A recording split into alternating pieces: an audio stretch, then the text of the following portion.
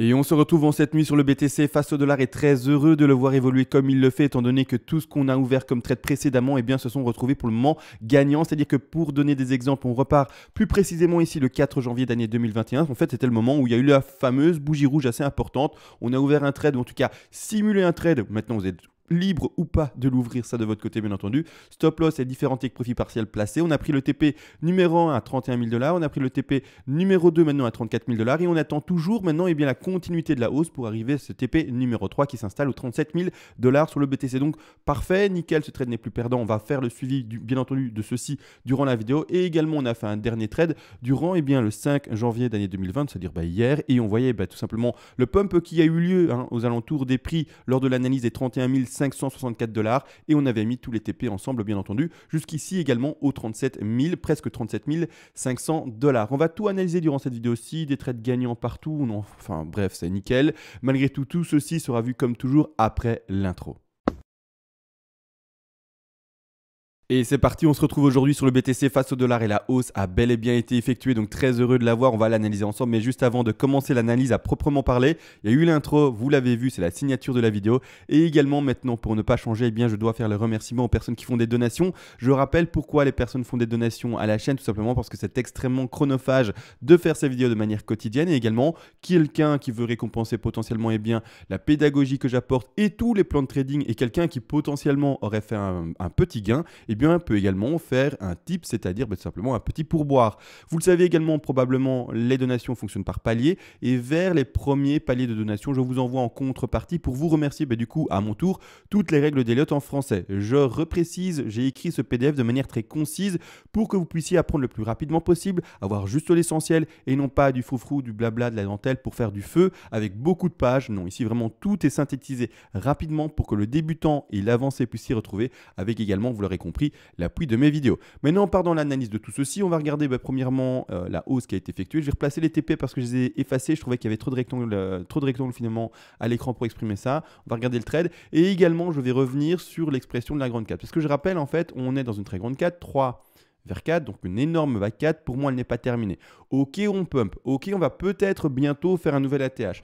Mais on sera toujours dans cette phase de consolidation. Rappelez-vous, je vais vite faire un petit dézoom très très rapide. Je m'attends à des phases de consolidation, c'est-à-dire du cours qui ressemblent à des escaliers. Actuellement, aux zones de prix où on est, on devrait reconnaître un escalier de consolidation pour pumper par après de manière plus forte, bien entendu. Mais c'est-à-dire que je veux m'attendre et donc je vais le dessiner de manière visuelle à quelque chose qui consolide comme suit, par exemple, et enfin s'extrait vers le haut. Également, par la suite, on a fait un second petit escalier et on s'extrait vers le haut, pardon. Ici, on a également fait un troisième petit escalier. Je les montre rapidement et après, on passe à autre chose. Ici également, et on s'extrait vers le haut. La même chose, je veux lire maintenant un escalier plus grand, d'accord, ainsi, et ensuite par après s'extraire vers le haut. Toujours la même chose, on monte, on monte, on monte, on monte, on fait parfois des petites corrections et on dessine, on le sait, des phases d'escalier, finalement comme je les appelle, c'est vraiment des phases de consolidation du cours pour bien s'appuyer et continuer avec tout simplement la hausse du fameux petit BTC. Mais donc ça c'est expliqué plus précisément, on va rezoomer, je vais repasser du coup en quart d'heure et on va réexprimer le léger trade, ou même pas le léger, mais le trade qui a été vu, non pas dans les vagues, donc c'est-à-dire dans mes analyses simplifiées. Nous ici en Elliott Wave, on l'avait vu à l'avance, en tout cas on l'avait anticipé avant les vagues simplifiées. Donc ici clairement les vagues. Je dis les vagues, c'est une déformation entre guillemets d'analyste, mais je devrais dire plutôt les figures chartistes simples qu'on analyse, comme les épaules tête-épaule, comme par exemple les W, les M, comme peu importe, vous aurez compris, toutes les figures en double bottom, les tops, etc. Bref, ici on est le wave, on l'avait anticipé plus tôt, donc tant mieux, on le regarde bel et bien ici à l'écran, on le voit, d'accord, ici, A, B, C, avec une flat terminée, et le rebond, tous les TP placés jusqu'à 37 000, d'accord, donc on n'a pas attendu finalement la cassure de ligne de coup, d'une W ou d'autres choses du genre. Donc ici, là, tout se passe bien pour le moment. C'est-à-dire que je vais remettre avec vous, là, maintenant, en direct, en fait, les TP, parce qu'il y a encore des TP à aller chercher. C'est-à-dire que la personne qui a ouvert ce trade-là, c'est pas fini, d'accord. Déjà, bon, petit conseil que je peux te donner, prends ton stop-loss et déplace-le au moins à ton point d'entrée, d'accord.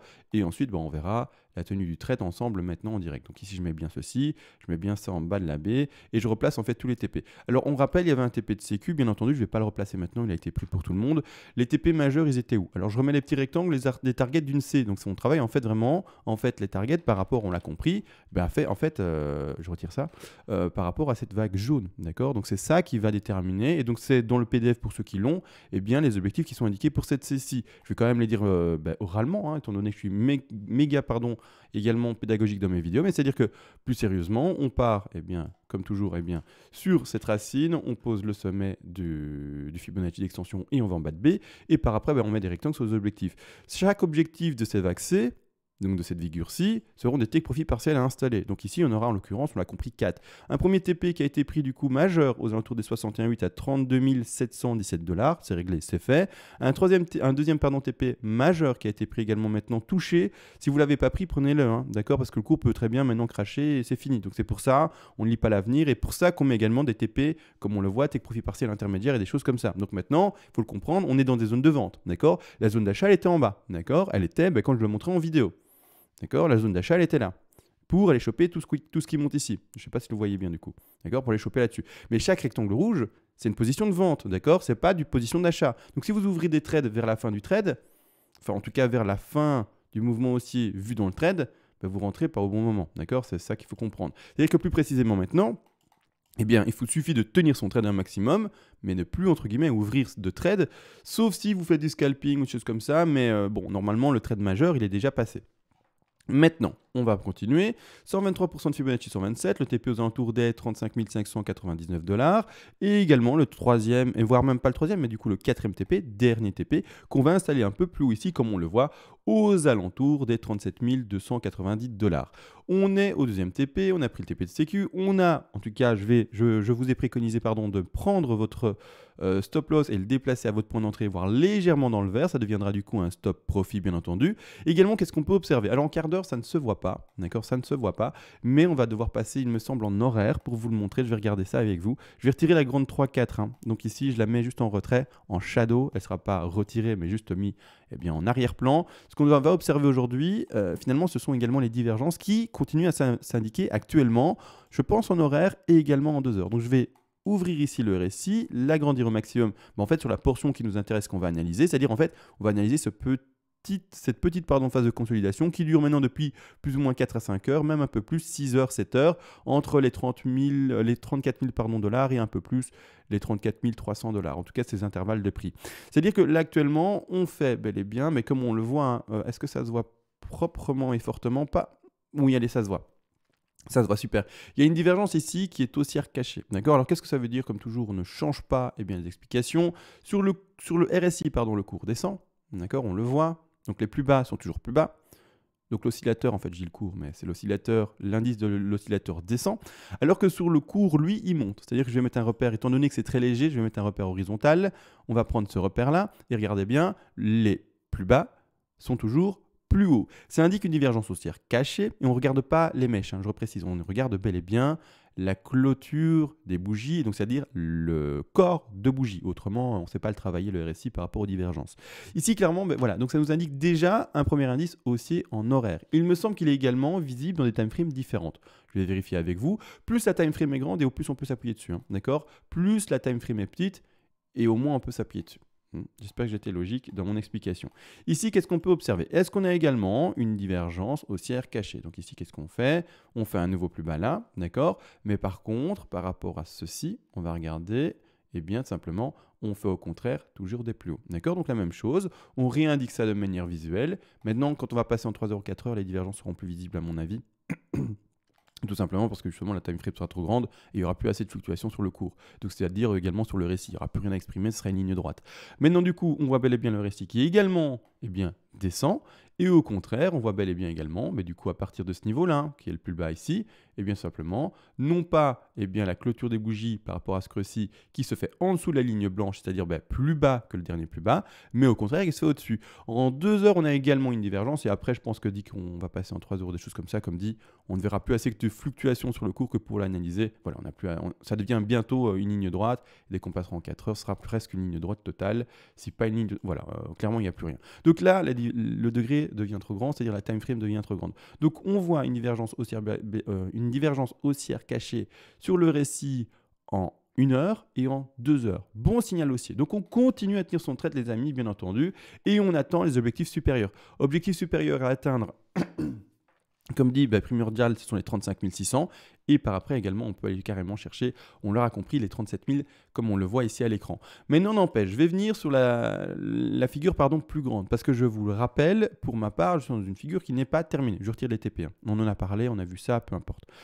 Je retire ceci. C'est-à-dire que une chose que je n'avais pas précisé durant ma vidéo précédente sur l'Elliott Wave, premièrement, c'est que tout simplement, on peut, il est vrai, voir plusieurs décomptes possibles, c'est-à-dire par exemple une WXY, par exemple un triangle, par exemple également une flat, ou d'autres choses du genre. Mais malgré tout, j'ai oublié de faire le rapport avec la 2, c'est-à-dire la comparaison avec la 2, parce qu'il y a toute son importance. Un abonné m'a dit, mais c'est Matt, t'as regardé la 2 elle est en flat, hein, t'as vu, est-ce que tu proposes toujours une flat pour la 4? Effectivement, si vous lisez correctement les règles de mon petit PDF, si, eh bien, la 2 se fait en flat. Attendez, est-ce qu'elle est en flat, la 2 ici? Attendez. Non, c'est la 1 en blanche qui est en flat. Mais ici, on n'est pas en flat. En jaune, on n'est pas du tout... Attendez, est-ce qu'on est en flat ou on est en zigzag? Je vais regarder ça, 2 secondes. Parce que du coup... mais de toute façon, c'est pas grave, hein, comme ça, on revoit les règles. Non, on n'est pas en flat. On parle bien de cette vague en jaune ici, d'accord? Donc...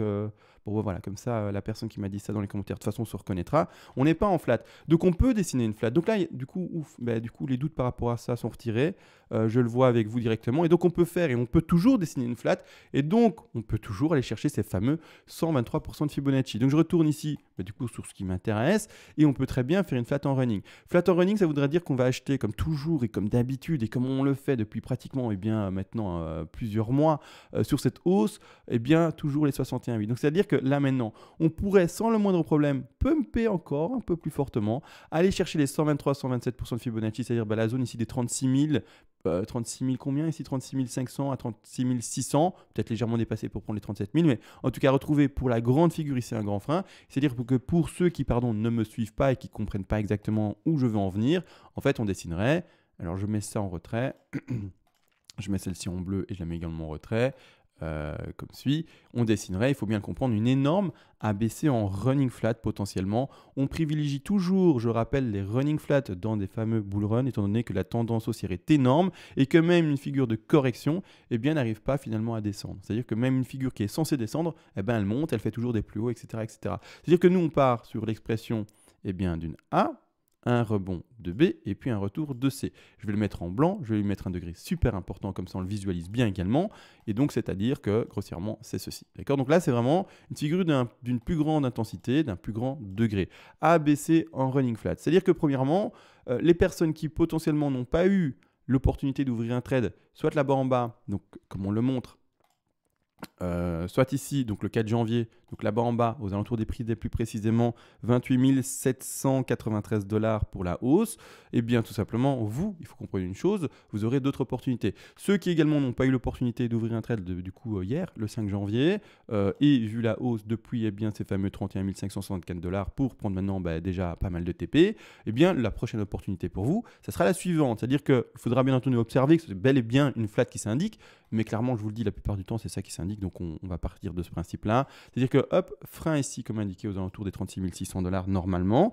Par après, retracement, ou plutôt correction du mouvement haussier global vers le bas. Et la zone d'achat, on le verra plus précisément avec le vrai dessin du cours, quand il fera vraiment son top et qu'on pourra vraiment identifier la correction par après baissière. Mais la première zone d'achat pour une flat en running sera, on l'aura compris, ces alentours des 32 095 $. Donc ici, zone verte, étant donné que c'est l'ouverture d'un trade, d'accord, et c'est pas du tout une zone de vente.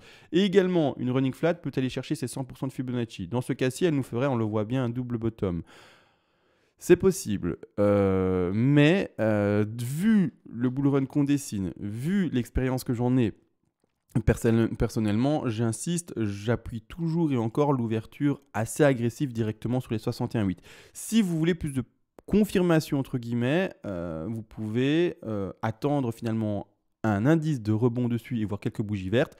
Mais autrement, normalement, dès qu'on touche les 61,8, donc les 32 $78, on va arrondir à 80, eh bien on ouvre un trade avec un stop légèrement en dessous pour simplement accepter légèrement le bruit du cours. Si on va chercher son stop loss à ce moment-là, donc j'exprime un stop loss avec une petite ligne blanche, d'accord, ouverture de trade dans cette première position, on descend un peu de trop, on se fait sortir du trade et par après on attend les 100% de Fibonacci, d'accord, ou une confirmation différente dans un autre Fibo, mais normalement c'est ici que ça devrait prendre, donc il n'y a pas entre guillemets trop de stress à prendre, ou en tout cas à avoir. C'est bizarre dit comme ça, je remarque que quand je m'exprime en disant il n'y a pas trop de stress à avoir, etc., ça fait un peu liseuse de bonne aventure, boule de cristal, etc., mais c'est en fait la déformation analytique, entre guillemets, et surtout finalement la succession de tous les trades bénéficiaires qu'on a fait. Donc je ne suis pas sûr de moi, je préfère le préciser, c'est juste cette déformation, entre guillemets, que j'ai eue à cause des analyses Elliott et également de tous les trades qui sont gagnants pour le moment depuis un certain temps entre nous. Donc voilà, je dis sans stress, mais il y a toujours du stress, bien entendu, entre guillemets, même si le risk management est là pour qu'il n'y ait pas de stress, même si du coup l'émotionnel ne fait pas partie non plus du trade, etc. Mais voilà, il faut comprendre que jamais un trade est assuré, parce que j'avais l'impression d'apporter un faux message. Non, et toute neutralité, on ne lit pas l'avenir. L'Elliott Wave, c'est pas non plus, on l'a compris, un indicateur magique, etc. Donc attention à ça, encore une fois, ne pas se méprendre quand je m'exprime et croire que du coup, eh bien, je suis sûr de moi à 100%, etc. Non, je suis sûr par contre de ma stratégie de trading et c'est ça qui me permet de survivre dans ce monde eh bien, finalement spéculatif. Mais autrement, non, il n'y a jamais de certitude et que ce soit pour les Elliott Wave ou n'importe. Si jamais un jour vous trouvez pas un échange du coup, mais un indicateur qui vous vend eh bien, de trouver des points d'achat parfaits, des points de vente parfaits, des choses comme ça, sachez une chose, c'est que c'est pas possible, d'accord. Si il vous ment clairement, il vous dit mais on ne se trompe jamais, cet indicateur si eh bien voilà, lit l'avenir, non, d'accord, sachez qu'il y a un mensonge derrière ou quoi que ce soit. Ça peut même être du painting, comment ça s'appelle ça, du painting, du trade painting, j'ai oublié le nom, ceux qui le savent, dites-le dans le commentaire. En fait, c'est même des indicateurs qui se modifient selon le cours. Donc à un moment, il vous donne un point d'achat, vous le voyez au moment où ça se fait. Si ça valide, eh bien, il va donner une autre indication plus tard. Il va se modifier. Et donc, vous ne retenez pas forcément la chose. Et quand vous voyez l'indicateur à un moment X, vous dites « Ah, mais il avait encore raison ». Et quand vous lisez l'historique, en fait, il a toujours eu raison. C'est pas possible, d'accord. C'est du painting, je sais plus. C'est de l'arnaque, en gros. Hein. C'est vraiment de l'arnaque. Mais ceux qui savent, redites-moi dans les commentaires, s'il vous plaît. J'ai un trou de mémoire. Ça fait un moment que je n'avais pas travaillé ça, que je n'avais pas revu en tout cas ces sujets-là par rapport aux arnaques possibles sur les oscillateurs et des indicateurs d'achat. Maintenant, peu importe, on a tout vu par rapport à ce sujet-ci. A, B, C en running flat que je privilégie. On n'oublie pas non plus qu'on peut faire des triangles, d'accord. Les triangles, c'est tout à fait possible également. C'est-à-dire une phase de consolidation légèrement plus longue. C'est-à-dire qu'également, on va toujours privilégier normalement les 61,8, comme toujours là-dessus. Mais c'est-à-dire qu'un triangle va être plus long. C'est-à-dire que je vais prendre le A, B, C en triangle et je vais vous le montrer, d'accord. D'ailleurs, je vais vite d'abord, du coup, déposer la ABC plus tard et je vais vous montrer maintenant du coup le triangle potentiel. C'est-à-dire qu'on va ici, on va chercher de nouveau, hein, c'est ce fameux 123% de Fibonacci, c'est pas un problème. Ici par après, hop, on va retrouver ceci, hop, et on termine comme ça. Ceci est un triangle comme on le voit en running, d'accord. Triangle en running étant donné que la B termine au-delà, ici que vous voyez tout simplement cette fameuse racine. Ce triangle-ci, donc ça ressemble à ceci, hein, entre guillemets, vous voyez, j'essaie de faire quelque chose de plutôt propre. D'accord, hop, ici, consolidation et enfin extraction vers le haut. Clairement, c'est tout à fait possible, d'accord. On va quand même et encore toujours privilégier ces 61,8% Fibonacci de retracement, d'accord, vers le bas. Et par après, consolider et s'extraire vers le haut. Donc clairement, voilà, on va, et surtout, on va s'attendre à ces deux figures potentielles. WXY, non. Si on pète le précédent plus haut. Je rappelle, une WXY, c'est-à-dire la X, c'est bien ça, hein, donc WX, c'est bien ça, la X, pardon, ne peut pas redépasser sa racine. Donc le retracement de la X peut arriver à 100% en double top ou en double bottom, mais pas la dépasser. Si elle fait 101%, c'est fini. Il n'y a pas de ça, d'accord. Donc attention à ça, bien entendu, on ne se méprend pas. C'est-à-dire que maintenant, s'il y a correction, et si jamais on ne dépasse jamais eh bien, le dernier top, pardon, j'allais dire bottom, mais le dernier top, donc c'est-à-dire que si eh bien, ça nous fait ceci, on peut être encore dans une WXY. Mais si ça ne le fait pas, ça va être directement et ce n'est plus que potentiellement, comme on l'a indiqué, donc W. J'ai pris la WXY, WXY. Je vais mettre en visible ici. Donc WXY, d'accord. Donc attention, là j'ai mis plein de points parce que j'ai pris sans faire exprès la WXYXZ, un truc encore plus compliqué. Mais ici WXY, d'accord. Donc dès qu'on passera le top, c'est fini. Ça, on ne le voit plus. Ça va changer quoi pour certains qui ne comprennent du coup pas bien en fait l'interprétation de ces règles-là et donc de ces vagues-ci également. C'est le sous-décompte en fait de la dernière vague. Si on est en ABC flat, ça sera 5 vagues baissières pour faire cette dernière vague baissière, cette dernière jambe baissière. Et au contraire, si on est d'une WXY, ça ne sera plus ça. ça sera 3 vagues. Par exemple, on a baissé en zigzag. Donc ici, clairement, on reste attentif pour après bien pouvoir décompter la chose proprement et pouvoir essayer de déterminer réellement la fin. Toujours même objectif, 61,8, ça ne changera pas. Dans les deux cas, les X vers Y ou les B vers C, c'est-à-dire finalement les dernières vagues de ce genre de figure de correction sont toujours à privilégier vers les 61,8 dans, encore une fois, je reprécise, un bull run. Hein. C'est d'autres choses quand on est dans un marché plutôt stable ou encore dans un marché de crash, c'est autre chose également. Sur ce, je pense que j'ai tout vu par rapport à ceci. Grossièrement, let's go, hein, on continue à monter, on consolide. On n'attend pas normalement des figures de correction plus fortes, surtout dans le degré dans lequel on est. Et donc voilà, rien à ajouter de grandement en plus, si ce n'est que bon trade à tous, faites de bons gains à tous, reposez-vous bien, prenez bien soin de vous, etc., etc. Le message habituel que je peux apporter, mais sinon je vais vous laisser là, passez une bonne nuit et on se retrouve selon l'évolution du BTC demain. Ciao.